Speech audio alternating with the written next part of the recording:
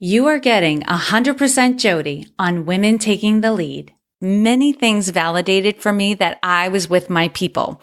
Not just women, but go-getting women who are eager to participate fully in their growth and development. Hello, my name is Jodi Flynn and welcome to Women Taking the Lead, where we are all about creating blasts of inspiration to help you overcome self-doubt so you can lead with confidence, integrity, and a sense of humor. Head over to womentakingthelead.com to join the community and get the resources to support you on your leadership journey. Now, your future awaits, so let's get started. Hello, everyone, and thank you for joining me for this month-end episode on goals. I hope you are enjoying the holidays and have a safe and happy new year. The end of November and December were very active. I was surprised at how busy I was with meetings right up until the weekend before Christmas. That is unusual, but a good sign that you all are ready to create some big things in 2019. The Create and Achieve Goals That Are Worthy of You workshop was so much fun, and the feedback was incredibly helpful. What was clear was that we needed more time. Duly noted. I also attended and conducted roundtables at the Massachusetts Conference for Women. With over 12,000 people in attendance that day, it made for a high energy event. As someone put it, it was overwhelming in all the good ways. What was really gratifying for me was, as a speaker, I was invited to have my books sold in the bookstore, and they sold out.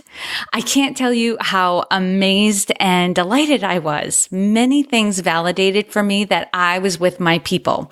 Not just women, but go-getting women who are eager to participate fully in their growth and development.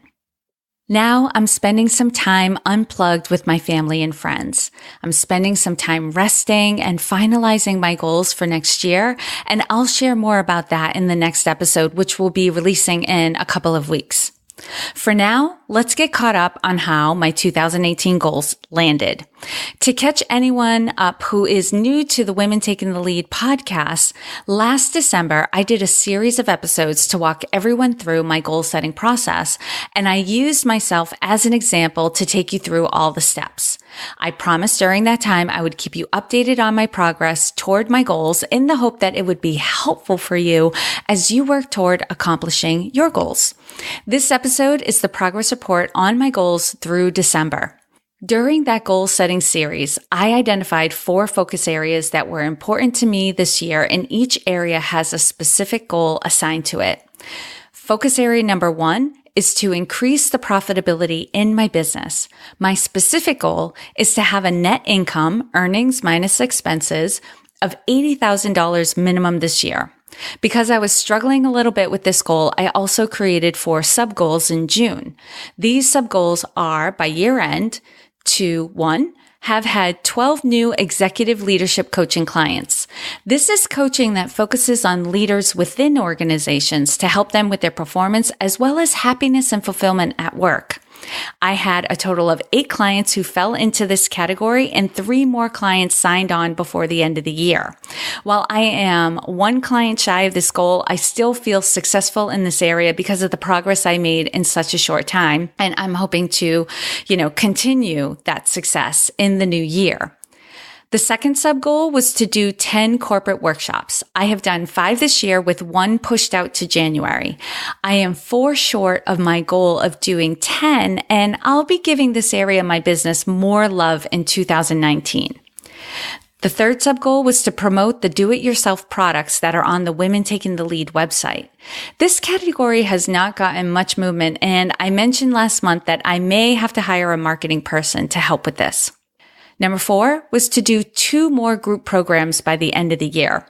The virtual program was a non-starter, but as I mentioned earlier, my goals workshop, Create and Achieve Goals That Are Worthy of You, was a success, and I'll be looking forward to doing more local workshops in 2019.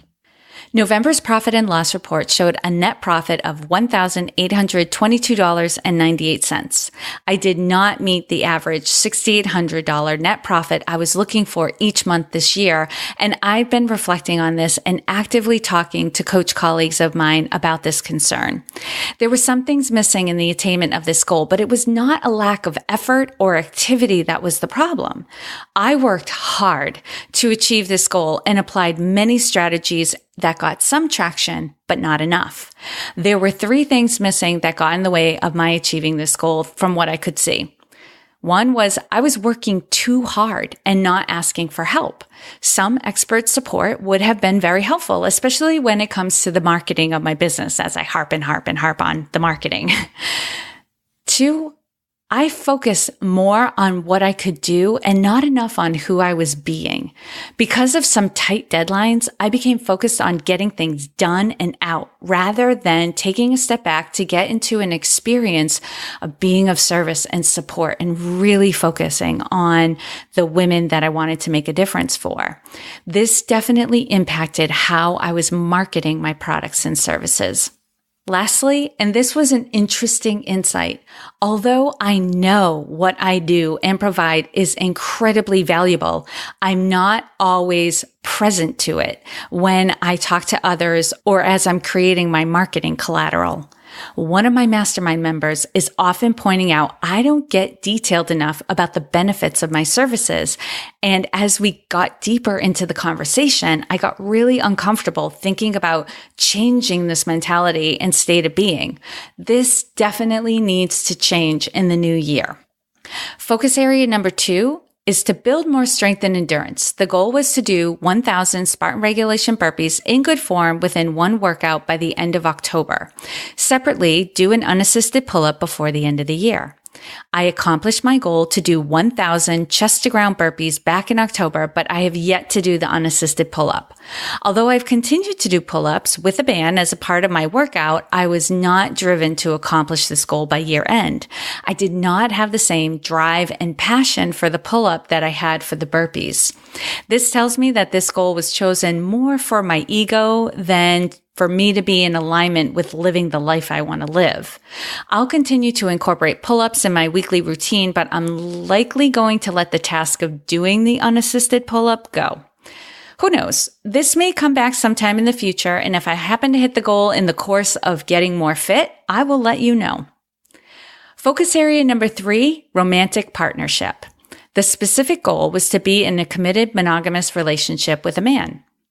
Although I did not accomplish this goal this year, working towards this goal definitely got me out of my comfort zone and caused a lot of growth for me. I am much more aware of what I'm looking for in a partner at this stage in my life. And just recently, I had a huge aha, seeing myself falling into a now familiar pattern of settling for something casual, hoping that something will change in the near future, and it never does. And a note to myself, if they are not completely in, I am out. As my sister reminds me, stay open, stay available, stay vulnerable. There is someone out there for you. And I believe that. And that it's only a matter of time. And as hard as it can be to remain open, available, and vulnerable, that's what I'm going to do. I'm going to focus on being me and having fun. And that's actually what my focus for 2019 is going to be. Being me and having fun with everything I do. Focus area number 4, live events. The specific goal was to do a live workshop in the 4th quarter of this year. Success! I checked this goal off this month, and I am considering some smaller workshops in the future. And a quick update on my mom. My mom is doing much better now that the chemo is working its way out of her body. She's gaining her strength back. And her appetite is coming back. She will be having LASIK surgery on both her eyes. And once she's healed from that, her radiation treatments will begin. So please keep her in your prayers. And again, I always appreciate your thoughts, your prayers, your messages. They are so helpful and make such a difference. And as always, I hope this update was of value to you, and here's to your success. Thank you all for joining me on Women Taking the Lead. And to strengthen you on your own leadership journey, I'd like to send you off with a quote from Marianne Williamson, so here goes. Our deepest fear is not that we are inadequate. Our deepest fear is that we are powerful beyond measure. It is our light, not our darkness, that most frightens us. We ask ourselves, who am I to be brilliant, gorgeous, talented, fabulous? Actually, who are you not to be? You are a child of God. Your playing small does not serve the world. There is nothing enlightened about shrinking so that other people won't feel insecure around you. We are all meant to shine as children do. We were born to make manifest the glory of God that is within us. It's not just in some of us, it's in everyone. And as we let our own light shine, we unconsciously give other people permission to do the same. As we are liberated from our own fear, our presence automatically liberates others. Again, thank you for joining me, and here's to your success.